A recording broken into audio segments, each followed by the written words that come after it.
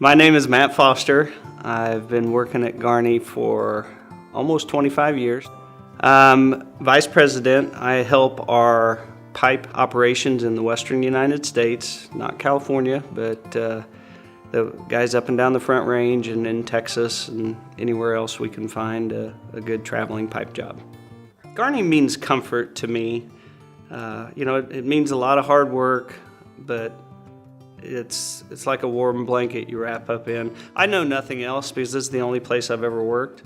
You're just comfortable here. You're comfortable with the people around you, not threatened. You know if you do a good job, you're going to be taken care of. I have several favorite Garney memories. I worked several years with Gil Duran and Blaine Eldrith, so a lot of adventures. I remember sitting in St. Joe, Missouri, where I met my girlfriend at the time, my wife now. We were bidding a second job there, and I remember telling Monty Tripp, if we're low bidder on this job, I'm probably going to end up getting married. And we were low bidder, and it's all history from there. So, too many good memories to really pick one. Every time we get together at a field manager's workshop or a training session with all the employee owners, it's just great. My hobbies outside of work, I have a house on 20 acres full of trees. I have two boys, 9 and 11, and then I have a 14-year-old girl. They keep me really busy on the weekends. I grew up on a farm. My dad was a hobby farmer, so I was into everything dirty. My mom really finds this ironic because we took a vacation to Colorado and I took some old cat equipment. I was probably 5 years old, and I apparently dug holes all over Colorado. And she still tells that story because at one point in my career at Garney, I spent 8 years digging holes in Colorado with the real stuff.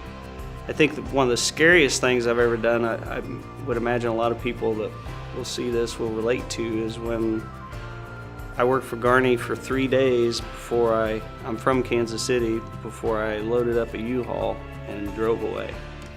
And I was going to a project in Arkansas. I had no idea what I was going to do. I had no idea what my job was. I had no idea where I was going. I had no idea who I was going to be working with.